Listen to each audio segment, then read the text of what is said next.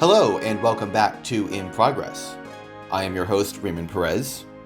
Today, we're going to be talking about the 10 events that defined 2023, according to me. As I mentioned, I am Raymond Perez. Thank you for tuning in to this video. Of course, the most obvious and heartbreaking of these events was that I have not been able to post a video in the past year.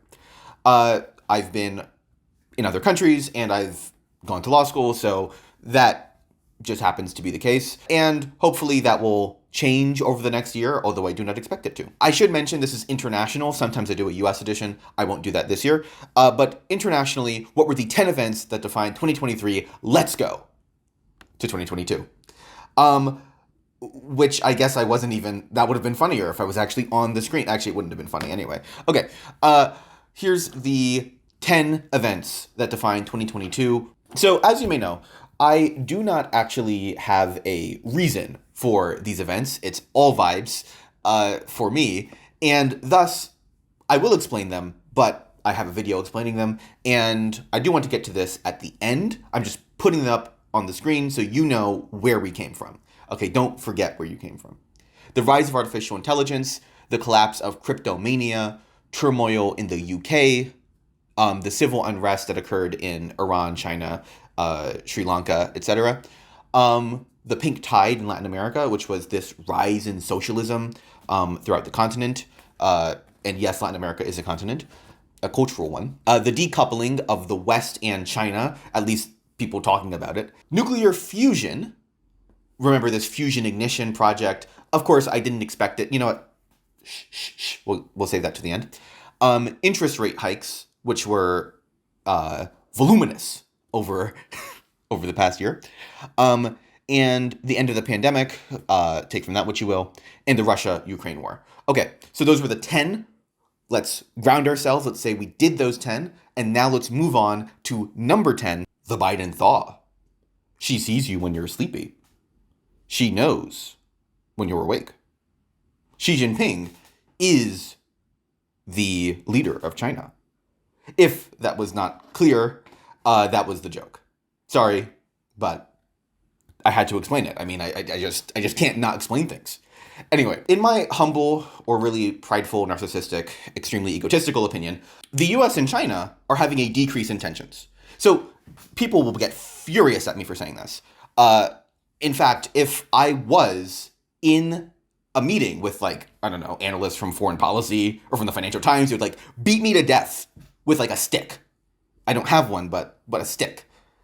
Anyway, the reason why is because everyone is furious because of this US-China Cold War that, frankly, I'm going to put up my hand here, I don't believe it's happening. Sorry, convince me that it's happening. Because this US-China Cold War is nothing like this US-Soviet Cold War that took up half a century. So maybe before we start screaming about a Cold War, we need to actually make sure it's happening, right? Just a guess. Okay, let's talk about what happened this year in 2023. So basically, if you remember last year, Pelosi flew over to Taiwan. There were very heightened tensions, and most of that was China's fault because Taiwan is actually an independent country. Sorry, oops, didn't mean to say that, but I'm not paid by the State Department, so I can. And Taiwan can have over the Speaker of the House. Who cares? China does, of course. But I think that many Western analysts tended to view this as China's fault.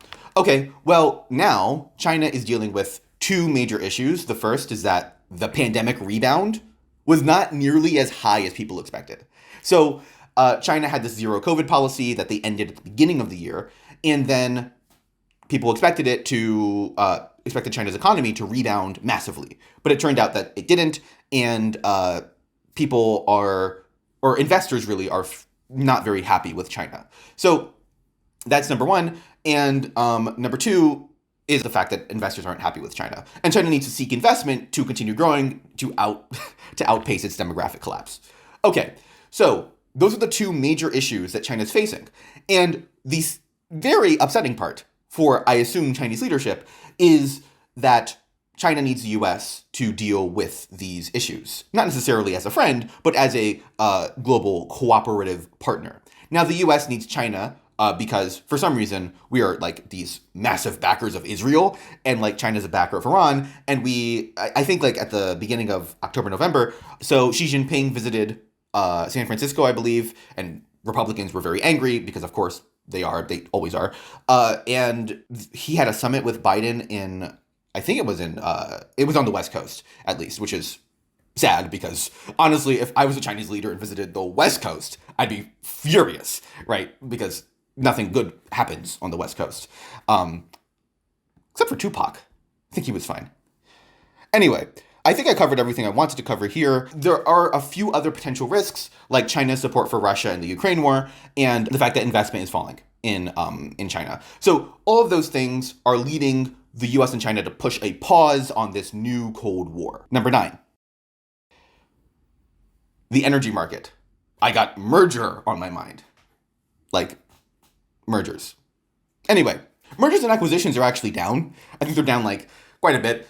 I did mention a while back, maybe 2 years ago now, that antitrust was huge.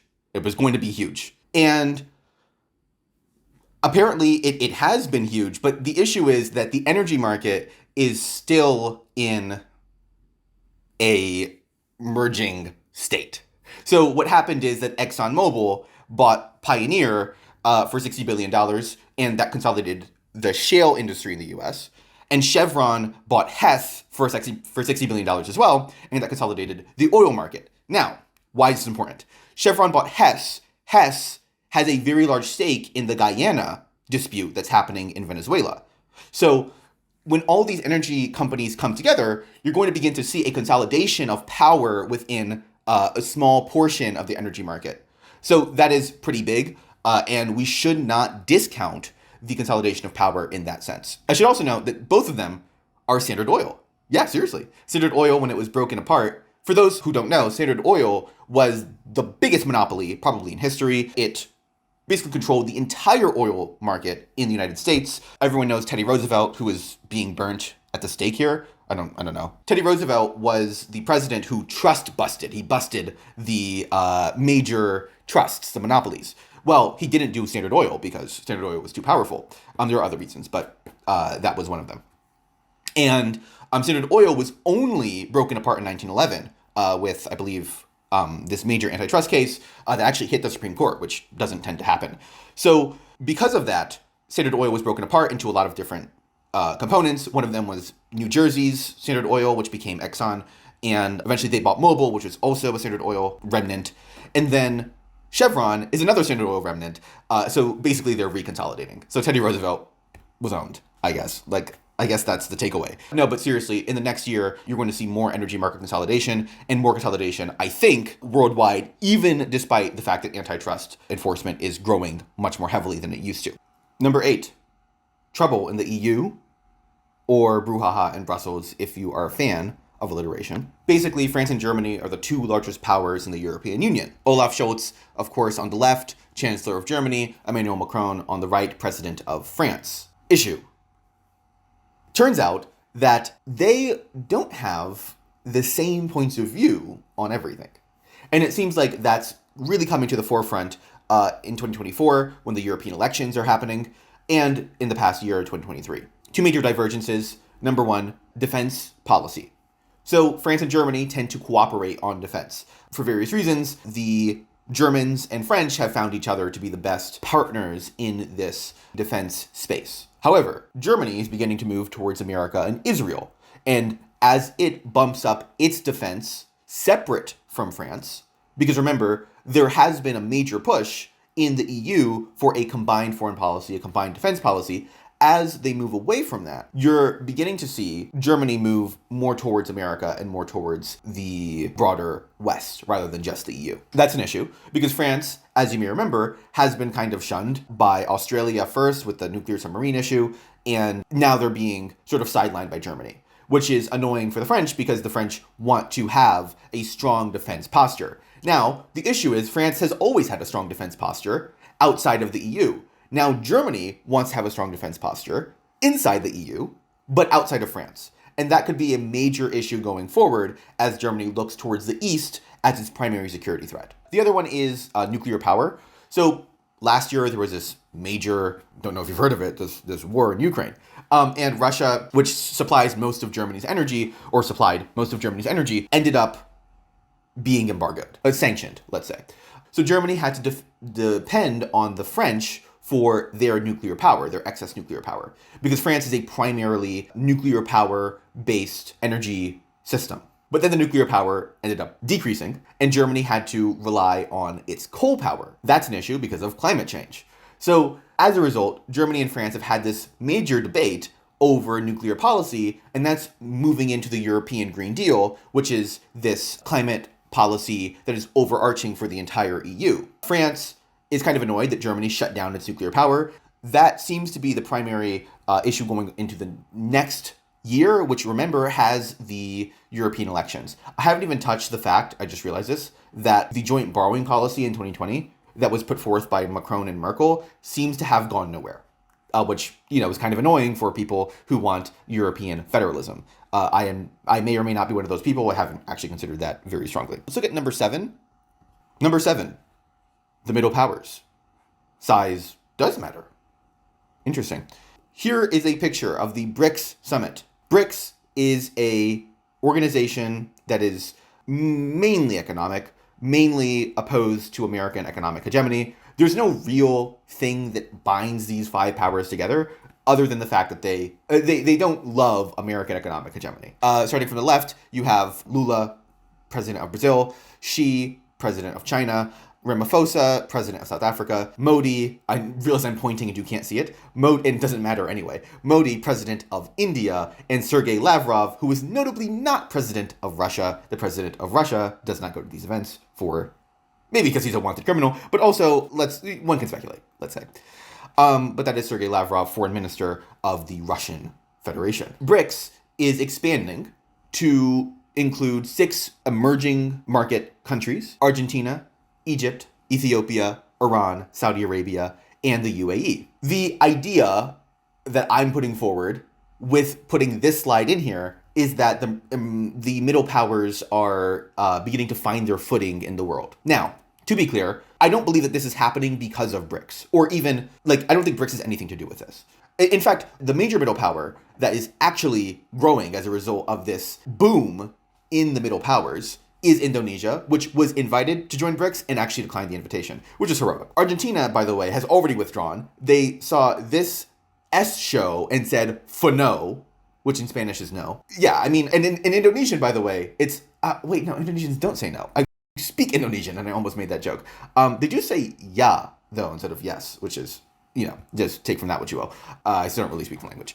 Anyway, Indonesia and Argentina both said no to this. But, ironically, Indonesia and India are, I think, the largest powers that are growing as a result of this middle power boom. We will see whether that lasts until 2024. Again, major elections in these middle powers. Indonesia has a major election, not here, but here, I guess. Here's a picture of Jokowi. Modi in India is having a major election in the next year. So we might need to look into that to see whether the middle powers are going to continue to grow. But basically, we're beginning to see a regression to multipolarism, which is basically this idea that the US would not be the global hegemon for too much longer. So the middle powers growing is very important.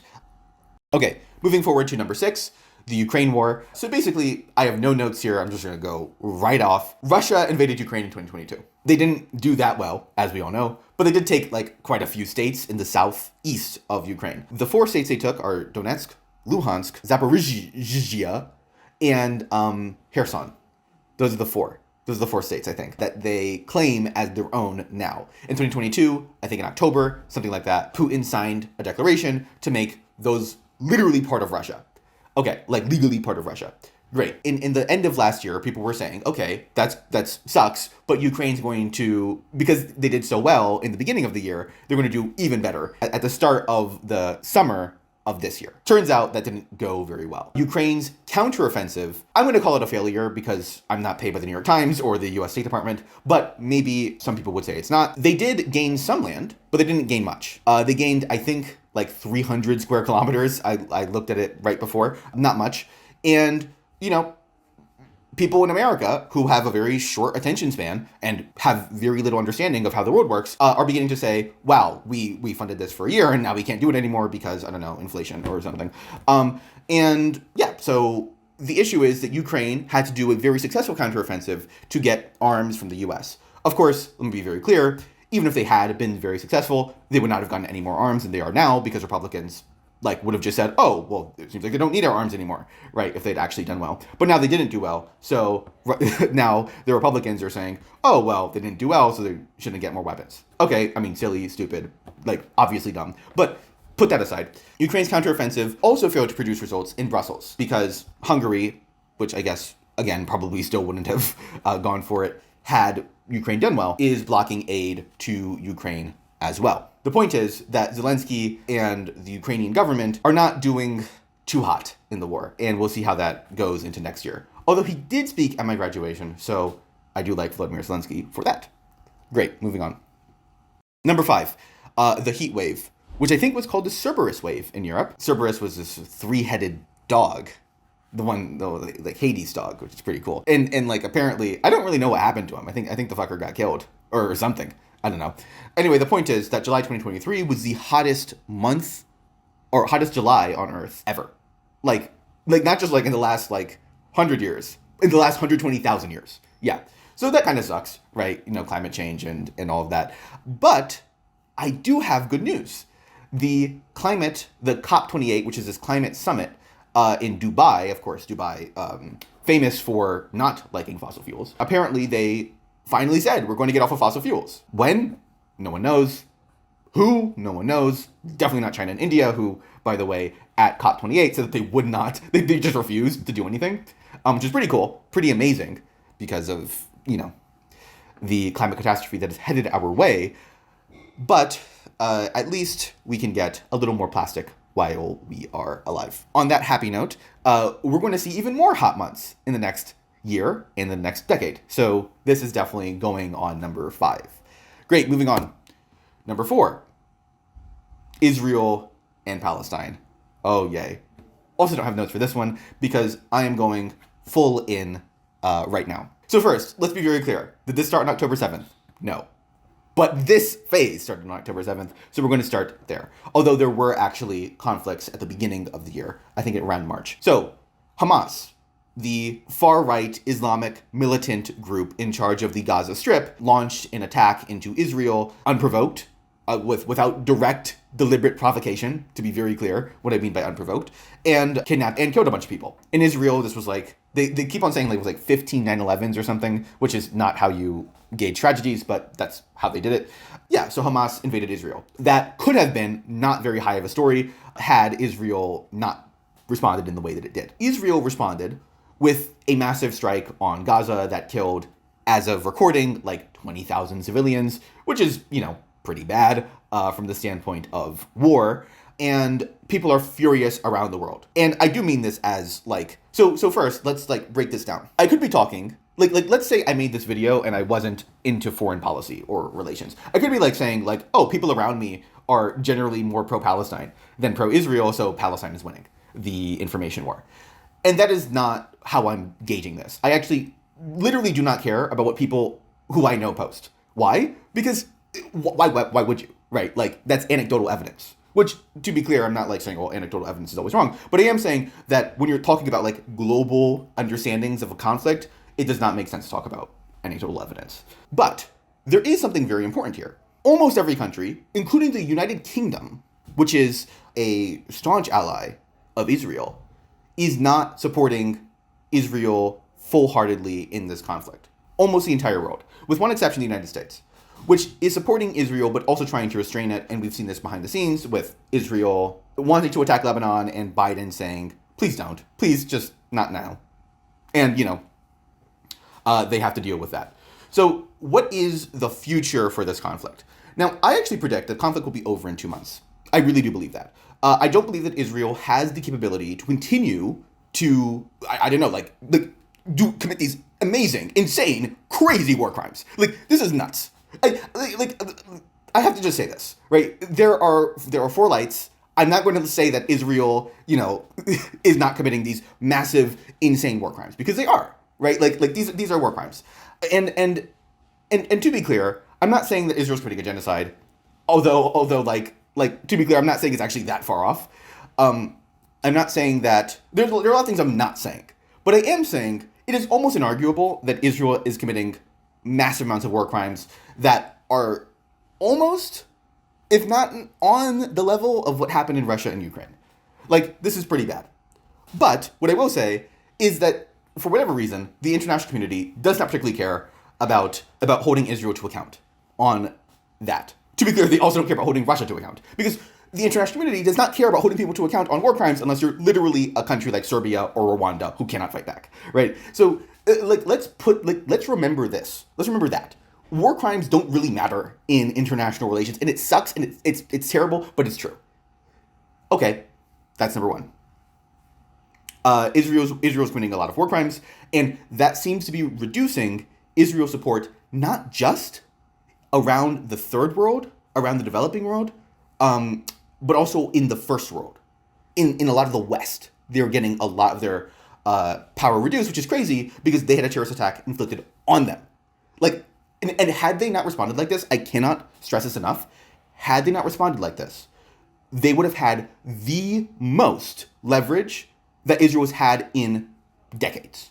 But they responded in the way they did. And they chose that path. Well, not they, Netanyahu and his cabinet chose that path.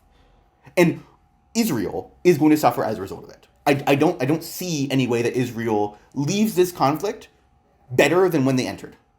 And that is insane to me, that Israel chose this path. However, I will say that I don't believe this will lower its relations with Saudi Arabia or with the UAE or with all these other Arab countries, because frankly, these other Arab countries are not democracies and they do not give a F what their population thinks. So remember that. Second, what's going to happen to Hamas? Is that important on the international scale? I actually don't think so. I think that if you look at like the Middle East Cold War between Saudi Arabia and Iran and between Israel and Iran, et cetera, I don't think it really matters that much. Like, honestly, Hamas has never been particularly powerful, is the honest truth. They've just been annoying. Iran's more powerful allies have been Hezbollah, of course, and the Houthis in Yemen, who are now trying to expand the war in the Red Sea. I don't really know what's going to happen. I don't think anyone does. But what I will say is that this is going to be a major story into the next year, but for some reason, not more major than the other three stories I'm talking about. So the fact this is number 4 shows you quite a bit. Number 3 is the inflation crisis. And I have to make this my own because I said it was transitory, and it turns out that it was transitory, because people were like crapping on the Federal Reserve for saying it was transitory, right? But like, it like ended up being transitory because like, of course, obviously, duh. Anyway, the point is that inflation is down around the world. Now, what I'm hearing from people who are supposedly like intellectuals, well, I'm sorry, and a Kasparian, from the Young Turks, is that like prices aren't going down, so the inflation crisis still exists, which is crazy, right? Because when prices go down, that's called deflation, and that's actually worse than inflation. This is a disinflation, which is different, and means a reduction in the inflation rate. To be clear, very clear, the inflation crisis is basically over, and everyone believes it. And we didn't have a global recession that people said we were going to have with this inflation crisis. So first, we have like graphs, which I should actually make bigger. Here we have in the United States, the annual change in earnings versus inflation from 2019 to 2023, and hourly earnings are outpacing inflation in the month of November, but also throughout 2023. And then also on the right, you have US, UK, Eurozone, and the inflation rate compared to the interest rate set by the central bank. You can see that all these rate hikes did bring down inflation, as they were supposed to do, and especially true in the United States that this has happened. So inflation is like kind of over, in my view, as a economic issue, but as a political issue, I don't know if that's true, because voters are not necessarily looking at these graphs, and they also feel poorer. They just feel poorer, right? So, and you can't really do much about that. If someone feels poor, they're going to assume that they are. So that is going to be a major sticking point into the next year. Next, the radical right. Yeah, this is huge. This is major. This will be, I think, the most important story of this year, other than the next one, and super important into 2024, because we're seeing a lot of elections in 2024, not just in the US, which I know all my American viewers only understand the US is going to be the next election.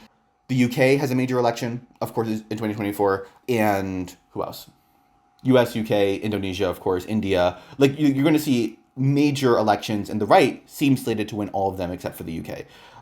And by the way, there were like 20 elections, so that's obviously not true. But what I'm saying is that like the major elections that I'm following, the right seems to be about to win. I'm not going to break those down because I'll break those down next year. But the elections that we saw this year that saw major right-wing victories are Argentina and the Netherlands, at least recently. So Argentina, you had Javier Milei, who is a far-right. He calls himself an anarcho-capitalist, meaning that he believes that there should be no government except for corporations. So he is pushing neoliberalism in Argentina, for better or for worse. I mean, I don't know if it could get worse than Peronism, but it's been pretty bad. At least recently, you're seeing like massive protests because Milei is like gutting the government there. That's like just how it works in neoliberal Latin America. Major cuts and major protests. Then in the Netherlands, you had Geert Wilders win the popular vote. Now, I don't believe that he will actually be able to get a coalition to become prime minister, which is very important, and I've talked about this on my Instagram story, so follow me there for more. The fact that someone who said that Islam should basically be banned in the Netherlands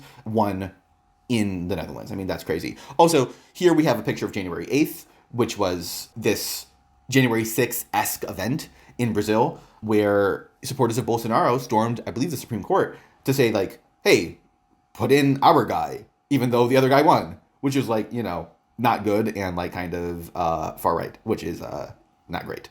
So, anyway, the radical right has been a complete and total mess, massively stupid, laughable, idiotic, you know, say what you will, but also dangerous. And we need to remember that into the next year, especially as the most major election is happening next year between a radical right candidate who should probably be in prison and President Joe Biden. So now normally we do honorable mentions, but nothing was honorable this year, so we will not be mentioning any of that. Instead, we'll do a person of the year who should really be Taylor Swift, but is not, in my estimation. Here we have Narendra Modi is the person of the year this year. I think India has done quite a lot this year in terms of getting a lot of international cooperation. Although it did host the G20, so it's like less difficult when you do that. But it's gotten a lot of cooperation in terms of the BRICS summit, in terms of the G20, and India and Modi has also been consolidating his own power. So basically, Modi is the leader of the BJP, the Bharatiya Janata Partiya, which I think means India United or something. I don't know. But he is the leader of the BJP, and he is against the Indian National Congress, which is the more liberal party ruled or governed by, I think, still Rahul Gandhi, although there was like a major Supreme Court case or something about that. So basically, Congress won a lot of elections in the beginning of the year. But recently, the BJP defeated Congress in the three major provinces of India, or the states, they're called states of India, Rajasthan, Madhya Pradesh, and Chhattisgarh, which are very important because like they landslided against Congress. And that's pretty bad because people thought that Modi might actually be in trouble in 2024, but it seems like he's not, like at all. So 2024 might be interesting, but 2023 certainly was Modi's year in terms of consolidating power in India and also making India more of a global power, which, if you know me, you know that I'm not a major bull on India. I think that India is being overhyped in national media, and I think, of course, the major underdog is Indonesia, the major underdog. But India seriously has taken major steps to convince me otherwise. Finally, the AI arms race.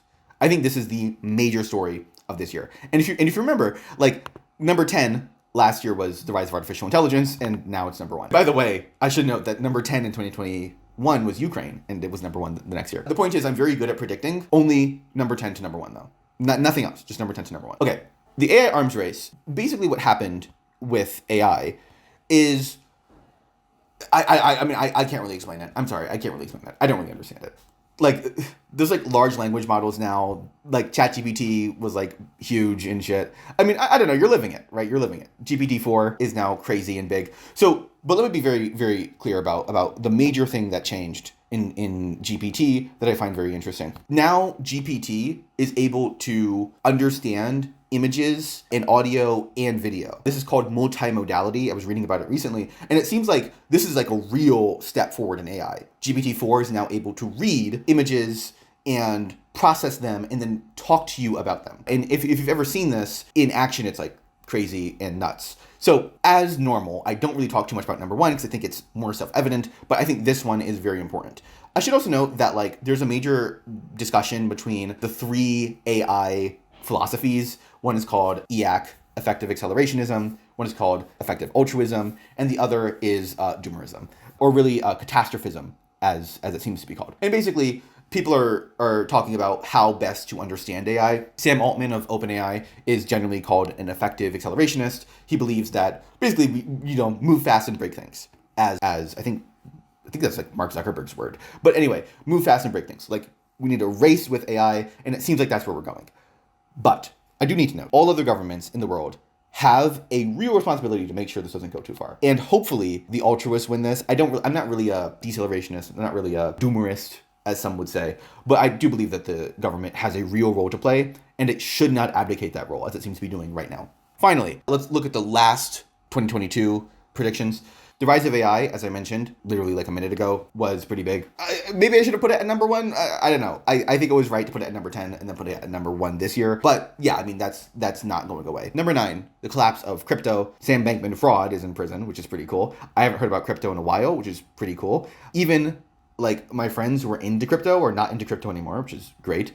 Hopefully now people understand that actually, investing at the risk-free rate and having the risk-free rate be 50% is meaningless and insane and stupid and crazy. So like, Sam Bankman-Fried is in prison, but seriously, we need to let people know about finance. I mean, it's crazy that anyone fell for it, including finance people. Anyway, moving on.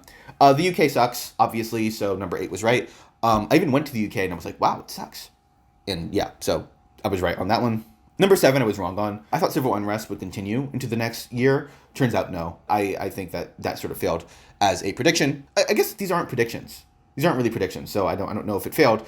But it seems like to not have had that much staying power as a story. Number 6, that was like a 1-year thing. I didn't really expect it to go on to the next year. But yeah, in Argentina, that completely collapsed. Complete failure from the pink tide. But also, there was no like real lefty candidate. The Peronists are like left wing, but they also kind of suck. So, take from that what you will. Also, you had like January 8th, which is pretty big, but I don't consider that as part of the pink tide. Or like, it was a reaction to it, I guess, but I don't know. I wouldn't consider 6 have that much staying power. West China decoupling, as I mentioned, I don't really care about West China relations. Fusion ignition, number 4.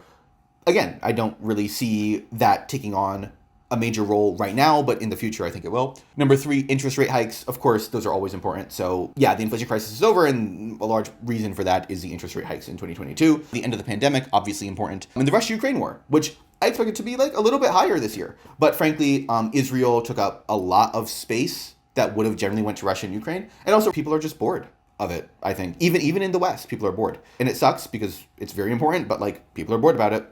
So I don't know what's going to happen in the future. But these are my picks for 2023. Thank you for watching. And remember, the change we need to see is always in progress. Thank you.